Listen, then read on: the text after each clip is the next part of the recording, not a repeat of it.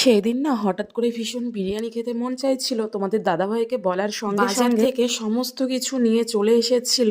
আর বড় দাদা কিন্তু বিরিয়ানিটা তৈরি করেছিল। আর আজকে কিন্তু তৈরি হয়েছিল চিকেন বিরিয়ানি, যেটা কিনা আমাদের সকলের ভীষণ ফেভারিট। যেহেতু বড় দাদার হাতের রান্না, সেটা তো বুঝতেই পারছো, সুপার ডুপার হিট। কিন্তু একটা সমস্যা থেকেই যায়, যেদিনই বিরিয়ানি তৈরি হোক না কেন, হয় শুক্রবার রাত্রে তৈরি হয়, শনিবারের দিন খেতে পারি না, রবিবার রাত্রেবেলা হয়, সোমবারের দিন খেতে পারি না। করা যাবে বলো, যেটুকু রাত্রেবেলা খেতে পেরেছিলাম ওইটুকুই খেয়েছিলাম। আর নেক্সট ডেতে যতটুকু ছিল বিরিয়ানি কিন্তু দাদারা নিয়ে গেছিল এসে। আর বিরিয়ানিটা এত ভালো হয়েছিল যেটা কিনা তোমাদেরকে বলে বোঝাতে পারবো না। ভাবেও কিন্তু আমি এর আগে বিরিয়ানি খেয়েছি, কিন্তু দাদা যেভাবে তৈরি করে এইভাবে আমি আগে কখনো খাইনি। বিরিয়ানির সঙ্গে স্যালাড খাওয়ার জন্য ছোট দাদা টক দই, পেঁয়াজ, লঙ্কা কুচি, গাজর, টমেটো দিয়ে একটা সুন্দর স্যালাড তৈরি করেছিল। স্যালাডটা খেতেও কিন্তু সুপার ডুপার হিট হয়েছিল। ওই যে হালকা টক হালকা ঝাল, দারুণ লাগছিল খেতে। এদিকে দেখো আমি কিন্তু খেতে বসে পড়েছি, ওইদিকে দেখো সবাই কিন্তু খাওয়া দাওয়া স্টার্ট করে দিয়েছে। কেন জানি না বিরিয়ানির কথা শুনলেই কিন্তু জিভে জল চলে আসে।